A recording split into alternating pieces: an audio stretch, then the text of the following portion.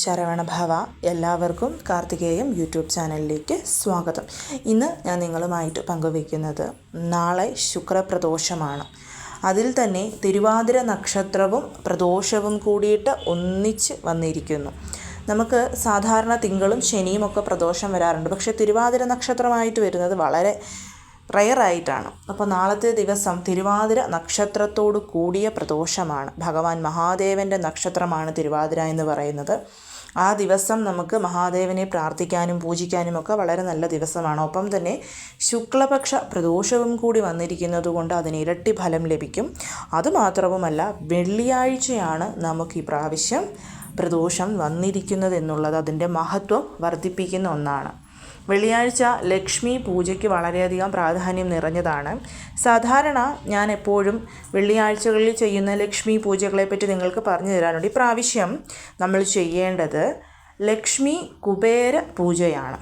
അതിന് കാരണമെന്ന് പറയുന്നത് പ്രദോഷവും വെള്ളിയാഴ്ചയും തിരുവാതിര നക്ഷത്രവും കൂടി ഒന്നിച്ചു വന്നിരിക്കുന്ന ദിവസമായതുകൊണ്ടാണ് നമ്മളിവിടെ ലക്ഷ്മി കുബേര പൂജ ചെയ്യുന്നത്. കാരണം ഭഗവാൻ മഹാദേവനാണ് ലക്ഷ്മി ദേവിക്കും കുബേരനും ധനധാന്യ സമ്പത്ത് നൽകി അനുഗ്രഹിച്ചത്.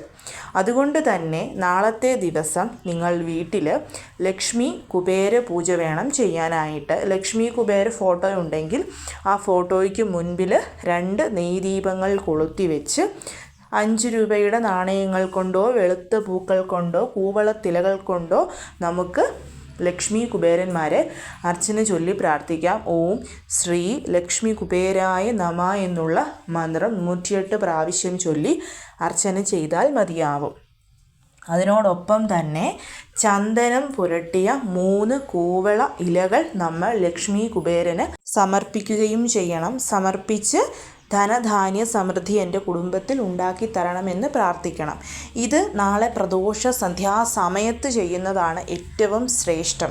അതായത് പ്രദോഷ സന്ധ്യ എന്ന് പറയുന്ന 4:30 മുതൽ 6 വരെ, 6 മണി മുതൽ 7:30 വരെയുള്ള ആ ഒരു 3 മണിക്കൂർ സമയം, ആ ഒരു സമയമാണ് ഈ ഒരു ലക്ഷ്മി കുബേര പൂജ നാളെ ചെയ്യാൻ ഏറ്റവും ആപ്റ്റായ സമയം. പക്ഷേ അതിനു മുൻപായി നമ്മൾ ശിവഭഗവാനെ പൂജിച്ച് പ്രാർത്ഥിച്ച് ഭഗവാന്റെ അനുഗ്രഹം നേടിയതിനു ശേഷം വേണം നമ്മൾ ലക്ഷ്മി കുബേര പൂജ ചെയ്യാൻ. അങ്ങനെ ചെയ്യുമ്പോൾ വളരെ പെട്ടെന്ന് തന്നെ ലക്ഷ്മി ദേവിയും കുബേര ഭഗവാനും നമ്മളെ അനുഗ്രഹിക്കും. അപ്പോൾ നാളെ ഞാൻ പറയുന്നത് പ്രദോഷ സന്ധ്യാസമയത്ത് തന്നെ നിങ്ങൾ ലക്ഷ്മി കുബേര പൂജയോടൊപ്പം ഭഗവാൻ മഹാദേവൻ്റെ പൂജയും ചെയ്യുക എന്നുള്ളതാണ്. ക്ഷേത്രത്തിലൊക്കെ പോകുന്നവരാണ്, ഞങ്ങൾ വീട്ടിൽ വരുമ്പം ലേറ്റ് ആകും, അങ്ങനെയൊക്കെ ഉള്ളവർക്ക് നാളെ ഒരു രാത്രി 9 മണിക്കുള്ളിലായിട്ട് ഈ ഒരു പൂജ ചെയ്താൽ മതിയാകും. ഇനി നാളെ പ്രദോഷ ദിവസമായതുകൊണ്ട് തന്നെ ഞാൻ കൂടുതലും സജസ്റ്റ് ചെയ്യുന്നത് പ്രദോഷ സന്ധ്യാസമയത്ത് ക്ഷേത്രത്തിൽ പോകാൻ പറ്റുന്നവർ ക്ഷേത്രത്തിൽ പോകുന്നതും വീട്ടിൽ പൂജകൾ ചെയ്യുന്നവർ വീട്ടിൽ പൂജ ചെയ്യുന്നതുമാണ്. നിങ്ങളുടെ എന്തൊരാഗ്രഹം സാധിക്കാൻ വേണ്ടിയിട്ടും ഭഗവാന് നമ്മൾ ചൊല്ലേണ്ടുന്ന ഒരു മന്ത്രത്തെക്കുറിച്ചും പറയുന്നുണ്ട്. നാളെ പ്രദോഷ സന്ധ്യാസമയത്ത് ക്ഷേത്രത്തിൽ പോകുന്നവർ ഇളനീരും ഭസ്മവും നാളത്തെ ദിവസം മറക്കാതെ ഭഗവാന് വാങ്ങിച്ചു കൊടുത്തിരിക്കണം. അത് നമുക്ക് ധനപരമായിട്ടുള്ള ഉയർച്ച ഉണ്ടാവാനും രോഗങ്ങൾ നമ്മളിൽ നിന്ന് വിട്ടുപോകാനും നല്ല ആരോഗ്യം ലഭിക്കാനും സഹായിക്കും. ഭസ്മം നാളെ ഭഗവാന്, തിരുവാതിര ആയതുകൊണ്ടാണ് നാളെ നമ്മൾ ഭഗവാന് ഭസ്മം സമർപ്പിക്കുന്നത്. അത് നമ്മുടെ ആരോഗ്യം നന്നായിരിക്കാൻ നമ്മളെ സഹായിക്കും. ഒരു മനുഷ്യന് ധനം ഉണ്ടാക്കണമെങ്കിൽ അവൻ ആരോഗ്യം വേണം. അതുകൊണ്ട് തന്നെ നാളത്തെ ദിവസം ക്ഷേത്രത്തിൽ ഭസ്മം സമർപ്പിക്കണം. ഇനി നിങ്ങൾക്ക് ക്ഷേത്രത്തിൽ പോകാൻ സാധിക്കാത്തവരാണ്, വീട്ടിൽ ശിവലിംഗമുണ്ടെങ്കിൽ ഭഗവാന് ഭസ്മാഭിഷേകം ചെയ്യാം. അങ്ങനെയല്ല, വീട്ടിൽ ശിവഭഗവാന്റെ ഒരു ഫോട്ടോയോ ഉള്ളൂ എന്നുണ്ടെങ്കിൽ ഒരു ചെറിയ ആലിലയിലോ വെറ്റിലയിലോ ബ്രാസിൻ്റെയോ കോപ്പറിൻ്റെയോ ഒരു ചെറിയ പ്ലേറ്റിലോ ഒരല്പം ഭസ്മം എടുത്തിട്ട് ഓം നമഃശിവായ ചൊല്ലി ഭഗവാൻ അത് സമർപ്പിച്ചാൽ മതിയാവും. ആ ഭസ്മം തീരുന്നോടം വരെ എല്ലാ ദിവസവും നെറ്റിയിൽ തൊടാൻ ഉപയോഗിക്കണം. ഭസ്മ അഭിഷേകം ക്ഷേത്രത്തിൽ ചെയ്യുന്നവരാണെങ്കിൽ അത് വാങ്ങിച്ചു കൊണ്ടുവന്ന് വീട്ടിലെ എല്ലാവർക്കും അത് നെറ്റിയിൽ വെച്ച് കൊടുക്കണം. അടുത്തത് ഇളനീരഭിഷേകമാണ്. അത് ഞാൻ ഈ പറയുന്നത് പോലെ തന്നെ നമുക്ക് ക്ഷേത്രത്തിൽ പോയി ഇളനീരഭിഷേകത്തിന് ഭഗവാന് കൊടുക്കാവുന്നതാണ്. ക്ഷേത്രത്തിൽ പോകാൻ സാധിക്കാത്തവർ ഇളനീരഭിഷേകം ശിവലിംഗമുണ്ടെങ്കിൽ വീട്ടിൽ ചെയ്യാം. ഇല്ലെന്നുണ്ടെങ്കിൽ ഒരു ഇളനീര് വാങ്ങിച്ച് ഭഗവാന് സമർപ്പിക്കാം. അതേപോലെ തന്നെ മഹാമൃത്യുഞ്ജയാർച്ചന നാളെ തിരുവാതിരയും പ്രദോഷവും ഒന്നിച്ചു വരുന്ന ദിവസം ക്ഷേത്രത്തിൽ ചെയ്യിപ്പിക്കുന്നത് വളരെ വളരെ ഉത്തമമാണ്. നമ്മുടെ വീട്ടിൽ എത്ര അംഗങ്ങളുണ്ടോ അത്രയും അംഗങ്ങളുടെ പേരും നാളും പറഞ്ഞ് ക്ഷേത്രത്തിൽ സമർപ്പിക്കണം. 108 പ്രാവശ്യം മഹാമൃത്യുഞ്ജയ മന്ത്രം ജപിക്കാൻ പറ്റുമെങ്കിൽ നാളത്തെ ദിവസം നിങ്ങളത് ജപിക്കുന്നതും വളരെ വളരെ നല്ലതാണ്.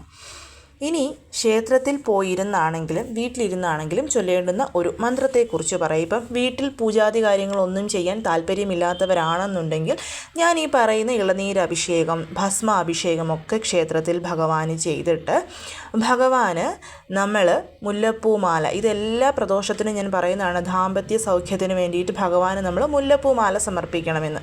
അപ്പോൾ മുല്ലപ്പൂവ് സമർപ്പിച്ച് കൂവളത്തിലകൾ, കൂവളത്ത് മാലകൾ, കേശാദിപാദം ചൂടാൻ പറ്റുന്ന രീതിയിലുള്ള മാലകളൊക്കെ ക്ഷേത്രത്തിൽ ലഭിക്കുമെന്നുണ്ടെങ്കിൽ അതൊക്കെ വാങ്ങി ഭഗവാന് സമർപ്പിച്ച് വെളുത്ത താമരപ്പൂക്കൾ ഇതൊക്കെ കിട്ടുന്നത് എന്താണോ ഇതെല്ലാം ചെയ്യണമെന്നല്ല പറയുന്നത്, നമ്മളെ കൊണ്ട് പറ്റുന്നത്. പക്ഷേ ഇളനീരഭിഷേകവും മൃത്യുഞ്ജയ അർച്ചനയും ഭസ്മ അഭിഷേകവും നാളെ നിങ്ങൾ ചെയ്യാനായിട്ട് ശ്രമിക്കണം. എന്നിട്ട് നമുക്ക് ആ ക്ഷേത്രത്തിൽ അവിടെ ഇരുന്ന് തന്നെ ഈ പറയുന്ന ഒറ്റവരി മന്ത്രം ചൊല്ലാം. ഈ ഒരു മന്ത്രം നമ്മൾ ചൊല്ലുന്നതിന് പർട്ടിക്കുലറായിട്ടുള്ള നിങ്ങളുടെ ഒരു ആഗ്രഹം ഭഗവാനോട് പ്രാർത്ഥിച്ചിട്ട് വേണം നിങ്ങൾ ചൊല്ലാൻ വേണ്ടിയിട്ട്. ഇപ്പം നമുക്ക് ഒരുപാട് ആഗ്രഹങ്ങൾ ഉണ്ടാവും. 1, 2, 3 ആഗ്രഹങ്ങൾ പ്രധാനപ്പെട്ടതാണെങ്കിലും അതിലേറ്റവും പ്രാധാന്യമർഹിക്കുന്ന ഒരേ ഒരു ആഗ്രഹം മാത്രം നമ്മൾ തിരഞ്ഞെടുക്കണം. ആ ആഗ്രഹം ഇതെല്ലാം ചെയ്തിട്ട് സ്വസ്ഥമായിട്ട് അവിടെ ഇരുന്ന് നമ്മൾ ചൊല്ലണം. അതായത് ഞാൻ ഉദ്ദേശിക്കുന്നത് ഇപ്പോൾ വീട്ടിലോട്ട് വരുമ്പോഴേക്കും പ്രദോഷ സന്ധ്യാസമയം കഴിഞ്ഞു പോകും എന്നുള്ളവരാണ് അവിടെ ഇരുന്ന് തന്നെ ഇത് ചൊല്ലാൻ പറയുന്നത്. അങ്ങനെയല്ല, നിങ്ങളൊരു 7 മണിയോടുകൂടി വീട്ടിൽ വരുമെന്നുണ്ടെങ്കിൽ വീട്ടിൽ വന്നിട്ട് ഭഗവാന്റെ ഫോട്ടോയ്ക്ക് മുൻപിൽ ഒരു നെയ്ദീപം കൊളുത്തി വെച്ചിട്ട് അവിടെ ഇരുന്ന് ഈ ഒരു മന്ത്രം ചൊല്ലാവുന്നതാണ്. ചൊല്ലേണ്ടുന്ന മന്ത്രം ഇതാണ്: ലളിതം സദാശിവം ലളിതം ചന്ദ്രശേഖരം, ലളിതം സദാശിവം ലളിതം ചന്ദ്രശേഖരം. ഇത് നമ്മൾ 108 പ്രാവശ്യമാണ് ജപിക്കേണ്ടത്. ഭഗവാന്റെ ശിരസിൽ തെളിഞ്ഞു നിൽക്കുന്ന ചന്ദ്രകല അത് നമ്മൾ മനസ്സിൽ കണ്ടുകൊണ്ട് വേണം ഈ ഒരു മന്ത്രം ചൊല്ലാൻ വേണ്ടിയിട്ട്. ഇത് 108 പ്രാവശ്യം ജപിച്ചതിന് ശേഷം ക്ഷേത്രത്തിലാണെങ്കിലും വീട്ടിലാണെങ്കിലും ഭഗവാനെ കൈയെടുത്ത് തൊഴുത് എൻ്റെ ഈ ആഗ്രഹം അടുത്ത പ്രദോഷത്തിന് മുൻപ്, അതായത് അടുത്ത 15 ദിവസത്തിനുള്ളിൽ സാധിച്ചു തരണം, അത് സാധിക്കുന്നതിൻ്റെ എന്തെങ്കിലും ലക്ഷണങ്ങൾ എന്നെ കാണിച്ചു തരണം ഭഗവാനെ എന്ന് പ്രാർത്ഥിച്ചു കൊണ്ട് വേണം നമ്മളിത് ചൊല്ലാൻ വേണ്ടിയിട്ട്. ഇത് ചൊല്ലി ഭഗവാന് ധൂപദീപ ആരതി എടുത്ത് നിവേദ്യമായിട്ടിപ്പം ഇളനീരൊക്കെ നിങ്ങൾ വീട്ടിൽ ഭഗവാന് സമർപ്പിക്കുന്നവരാണെങ്കിൽ അത് മതിയാവും. ഇല്ലെങ്കിൽ ഒരു ചെറിയ പഴമോ ഒരല്പം കൽക്കണ്ടമോ എങ്കിലും ഭഗവാന് സമർപ്പിക്കാം, താല്പര്യമുള്ളവരാണെങ്കിൽ മാത്രം. അതിനുശേഷം നമുക്ക് ലക്ഷ്മി കുബേര പൂജ ചെയ്യാവുന്നതാണ്. ഇനി വീട്ടിൽ വലിയ രീതിയിൽ ലക്ഷ്മി കുബേര പൂജകളൊന്നും ഞങ്ങൾ ചെയ്തിട്ടില്ല, അറിയില്ല എന്നുള്ളവർ ഈ പറയുന്ന ഓം ശ്രീം ലക്ഷ്മി കുബേരായ നമ എന്നുള്ള മന്ത്രം ഒരു 108 പ്രാവശ്യം വെളുത്ത പുഷ്പങ്ങളും അതേപോലെ കൂവളത്തിലകളും സമർപ്പിച്ചുകൊണ്ട് ചൊല്ലാവുന്നതാണ്. ഞാൻ പറഞ്ഞതുപോലെ 3 കൂവളത്തിലകൾ എടുത്ത് അതിൽ ചന്ദനം തേച്ച് ആ 3 ഇലകളിലും നമ്മൾ ചന്ദനം തേക്കണം. അങ്ങനെ തേച്ച് അത് ലക്ഷ്മി കുബേര ഫോട്ടോയ്ക്ക് സമർപ്പിച്ചുകൊണ്ട് നമ്മൾ പൂജ ചെയ്താൽ അതിന് വളരെ പെട്ടെന്ന് തന്നെ നല്ല ഫലം കിട്ടും. സാമ്പത്തികമായിട്ടുള്ള ഒരു ഉന്നമനവും സാമ്പത്തിക അഭിവൃദ്ധിയുമാണ് നമുക്കിതിന് ഫലമായിട്ട് കിട്ടുന്നത്. അപ്പോൾ എല്ലാവരും നാളത്തെ ദിവസം മിസ് ചെയ്യരുത്.